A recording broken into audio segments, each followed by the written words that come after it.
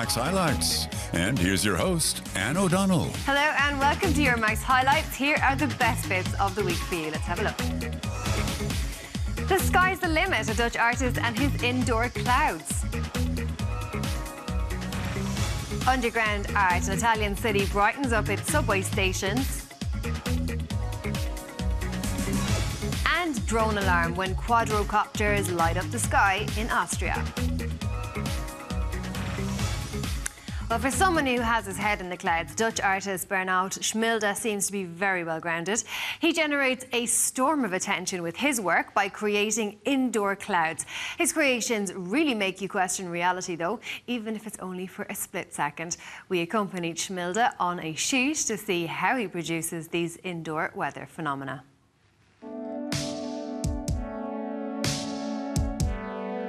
These aren't computer-enhanced pictures, but real clouds in real rooms. Dutch artist Bernard Schmilde has called this series of pictures Nimbus. He's fascinated by ambiguity. Clouds can be many things and they can be threatening, but on the other hand they can also be like a divine situation almost. So there's always this duality in the work as well. Same as it builds up, but at the same time it falls apart again. So it's just there for a few seconds. So it's really about something that happened on that location is then afterwards it's gone. Schmilde, who lives in Amsterdam, has been creating indoor clouds since 2010. St. Peter's Church in Cologne is regularly used for art projects, including works by Bernard Schmilde.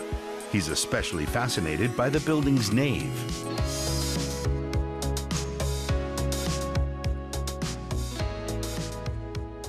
The space is almost like the plinth for the work. And I like it when there's a double connection as an exhibition space, but also as a formal use, so in this case as a church.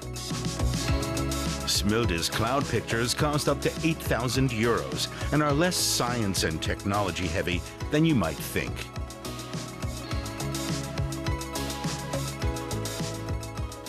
I work with a fog machine and with water, and it's just water vapor that I use. And the idea is that there's a burst of smoke going into the space, and I build a wall with water vapor on the position whereabouts I want to position the clouds, so that should be in the middle somewhere here. So I make the space wet and cold, and build a wall of vapor where the smoke bumps into, and the water kind of sticks to the smoke, makes it heavier and pours it down.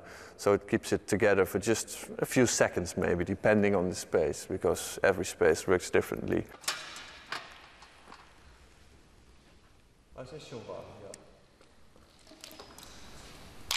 Lamps in the room imitate the sun. The way the smoke refracts the light determines the mood of the cloud. In order to get the perfect shot, Schmilde spends days running tests.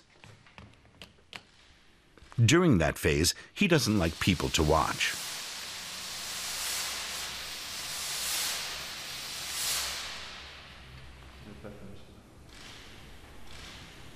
By doing a performance, you would make a different work, I think. Then it would be about a collective memory, and people would be standing here.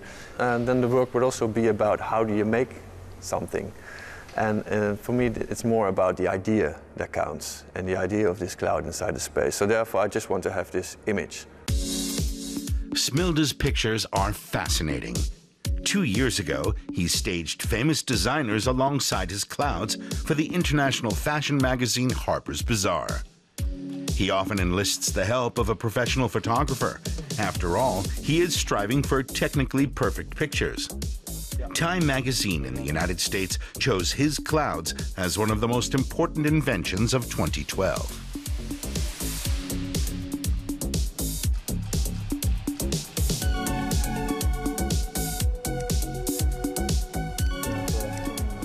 It has spread around quite fast via the internet, and I think it's like a really universal, timeless image. Maybe that's why so many people are like it in a way. Bernard Schmilde's cloud pictures foster awareness of transience by capturing it for posterity.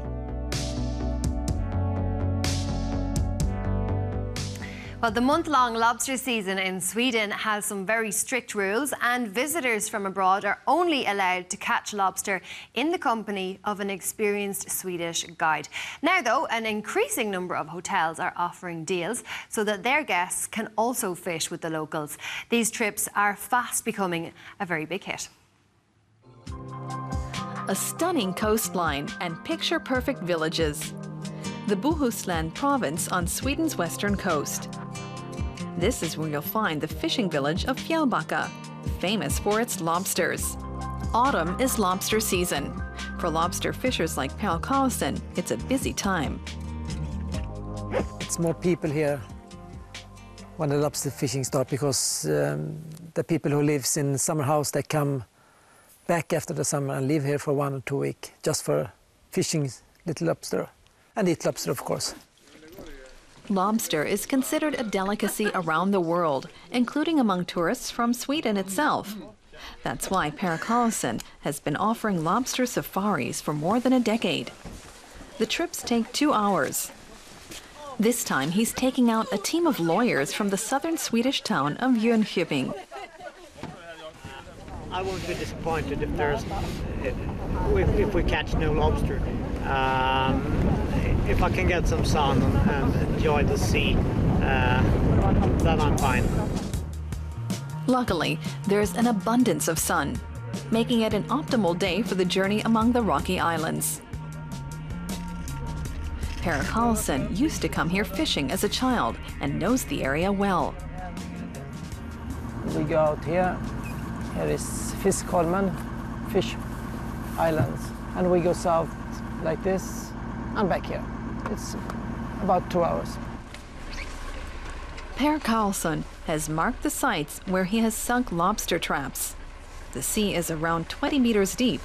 Hauling up the traps can be strenuous work. It's quite heavy, but I'm a strong man. The exertion seems to have paid off. There's a lobster in the trap, but this one won't end up in the pot. This one is a girl, and you see they have room here. So, bye-bye. Bye-bye. That's laid down by Swedish fishing regulations. The trap is returned to the water with a few tasty morsels as bait. It's salted herring. The lobster feel the smell and go in here and try to eat some herring, and after that they go in here. And here they couldn't go out when they are in here. Before Per Karlsson throws the trap back in, he waits for instructions from the cabin. His brother Lars Karlsson is using sonar equipment to monitor the seabed. I have to see in the bottom to find stones. The lobster lives in stones. That's where Per drops the basket. The site is promising. There's already a trap there. There's a lobster inside it. This time it's a male. Now he has to check if it's big enough to take back. It must be from the backside of the eye to the backside of the head. It must be 8 centimeters. And you see it's 1 or 2 millimeters.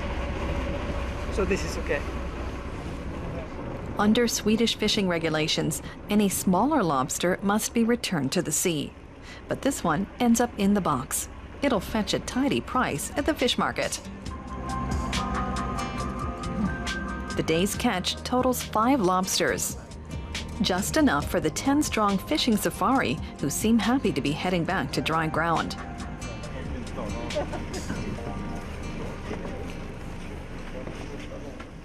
At the boathouse, Lars Karlsson starts preparing the seafood. He boils the lobsters in lightly salted water for 10 minutes. That gives the shell its typical bright red color.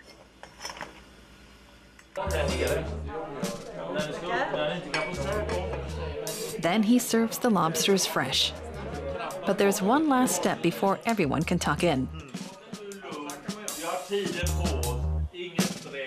just have to go to the right pieces and know how to break the legs, so to speak, and to crush the bone. The trip costs around 260 euros, including accommodation and food. Lobster safaris are offered only until the end of November. Well, police in the Austrian city of Linz have been getting a number of phone calls from anxious residents who thought they had seen UFOs flying above the city. But it turns out the lights come from small drones with LEDs attached that produce intriguing light shows at night. It's all just part of a local art project by the Ars Electronica Institute.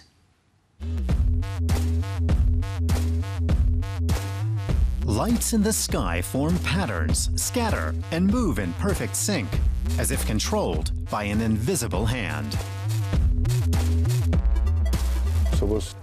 It's impossible. You just can't explain it. You start to speculate. They may be balloons, or maybe there are cranes controlling these lights. But then they rotate and fly over and around each other, and you run out of explanations. That's when technology becomes magic. What you can't see in the dark, the tiny lights are LEDs attached to quadrocopters, little drones that move through the sky almost noiselessly. They were developed by the Ars Electronica Institute's Future Lab in Linz, Austria. The drones' bodies are produced by a German company.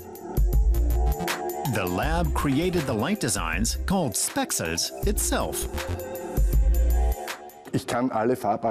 They can produce any hue. First, we run them through a test routine. White, then R, G, and B, red, green, and blue. And using those three colors, we can create any colors we like.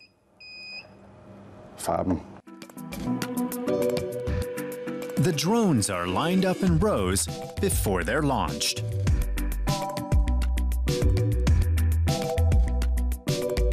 The choreographies are done using a software the team developed themselves, which also keeps the drones from crashing in mid-air. Every few seconds, a GPS system updates the computer on each drone's position. A computer on the ground communicates with each drone and directs its positions. At that point, we're only really on hand to monitor things. The swarm acts autonomously in conjunction with a computer, which just runs through its programming.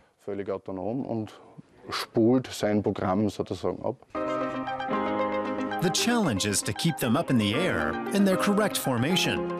Problems are often caused by the wind. If one of the drones crashes, a €3,500 piece of technology is wasted. So far, there's been no serious damage. The first show in 2012 in Linz was a big success. Almost 50 drones took to the sky at the same time, a world record yet to be broken. Soon, more requests started coming in. For example, from Umeå in Sweden for the ceremony launching its year as European Capital of Culture in 2014. Or from Australia, where the team drew a kangaroo over the skies of Brisbane.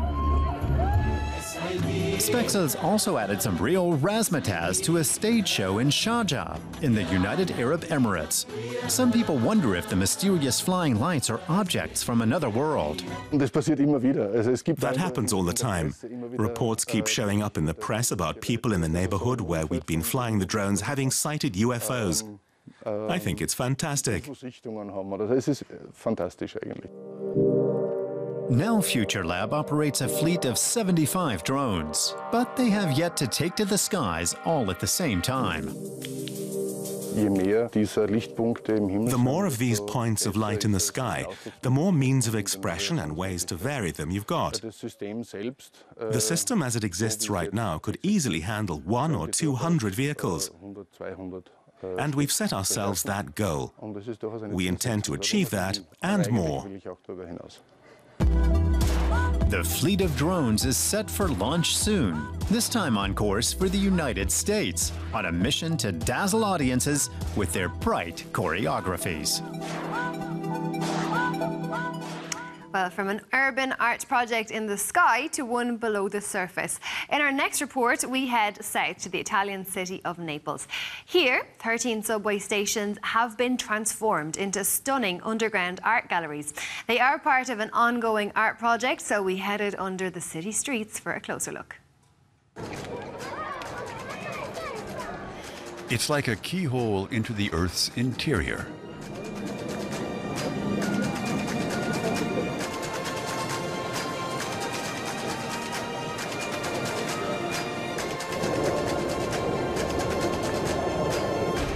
These escalators lead down to a world below sea level. Silver and blue light evoke the aquatic element. Designed by Spanish architect Oscar Tusquets Blanca, the interior of the Toledo metro station in Naples is an environment like no other.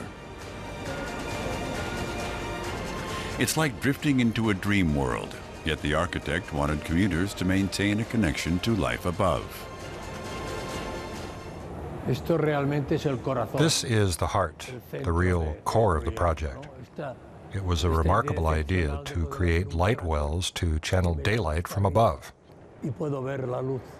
What's unusual is that here we are 40 meters below ground, and we know exactly where we are because we can see the light from the street.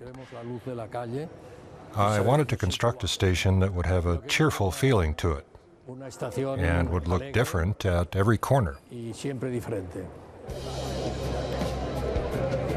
Toledo Metro Station.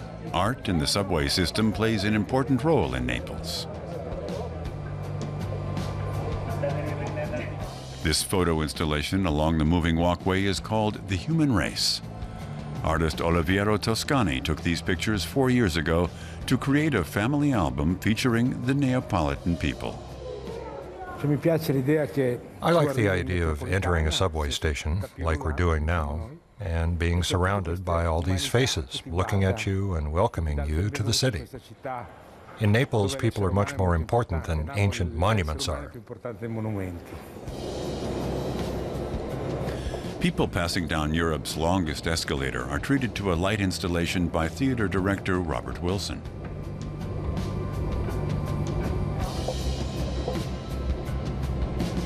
The ride leads through ancient city walls, thousands of years old. Old and new elements coexist everywhere. It's definitely an improvement, but we still have a lot of problems in the city. The streets are in very bad condition. Maybe all this money that went into building the station should have gone into improving infrastructure. Well, let's hope this is going to last. I hope they maintain it and don't let it go to seed. Dante Station has been in service for 13 years. Glass and steel give the entrance area a light and airy touch.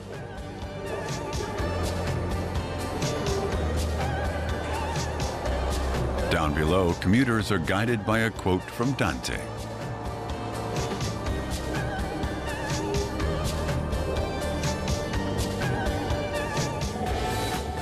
Here, the subway is meant to be more than a means of transportation. Almost 150 artworks are displayed at stations along lines 1 and 6. And above ground, piazzas are also being redecorated. The city is trying to boost its image with this ambitious, over €2 billion project. It's proved a challenge both technically and financially. Crews keep hitting ancient ruins, and that's delayed construction. Below the Piazza Municipio, we came across the foundations of a Roman harbor with 3 undamaged ships. We recovered them. We're integrating the surrounding building in the construction. Università is the name of this station, which was designed by Karim Rashid.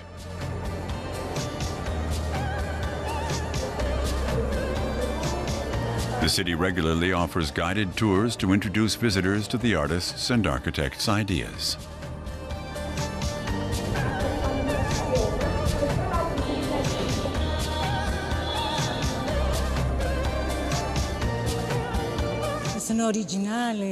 This is all very original. I think it's very pretty. It's very colourful and cheerful. I really like these stations. It's a good way of introducing people to the artists and their work. The buzz is growing about what the next new station will look like, and an end isn't in sight yet. Construction on Naples' underground system is set to continue for at least another 5 years. And finally, in today's programme, we head some 3,000 kilometres north-east of Naples to Estonia. That's where a modified version of the good old playground swing is used for a rather unusual national sport. Since it was developed in 1996, it has become a popular way to keep fit there. There is even a competition element now involved as the telescopic swing arms made of steel gradually extend, which makes it all the more challenging. One big push, and you're off.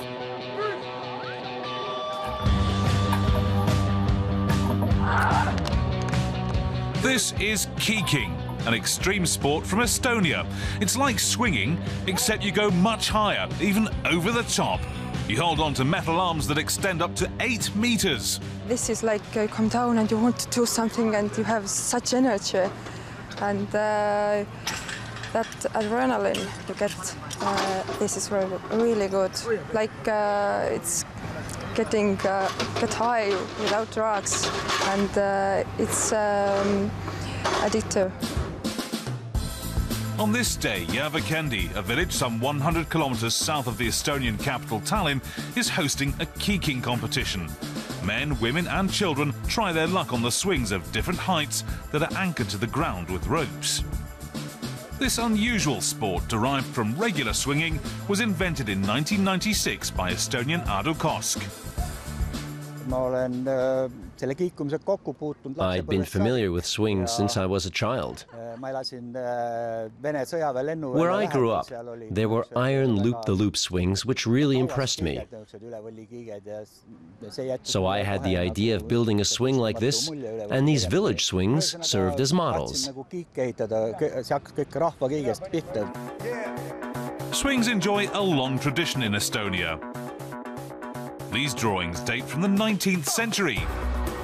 Each village used to have a big wooden swing, which functioned as a meeting place. Many of these traditional swings are still around today.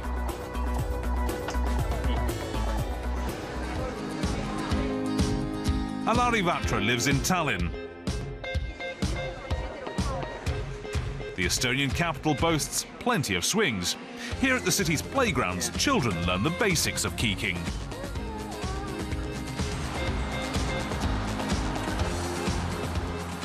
From here it starts.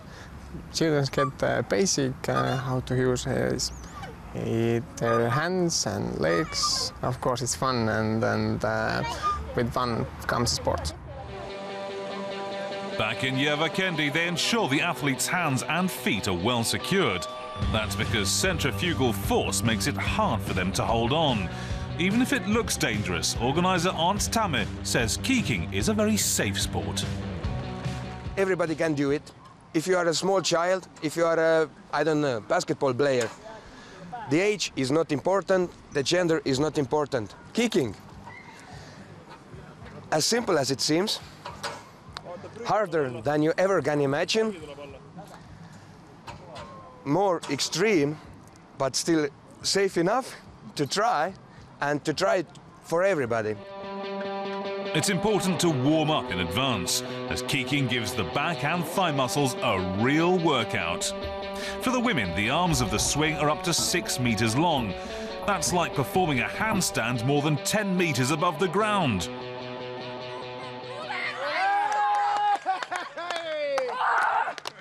I'm afraid of heights, but nobody believes it, really. But when you are on swing, then you forget it. Here, 7 athletes managed the loop-the-loop with a swing length of more than 6 meters. That takes strength, coordination, and good timing. In the end, world record holder Ants Tamme beat his personal best, but lost his title.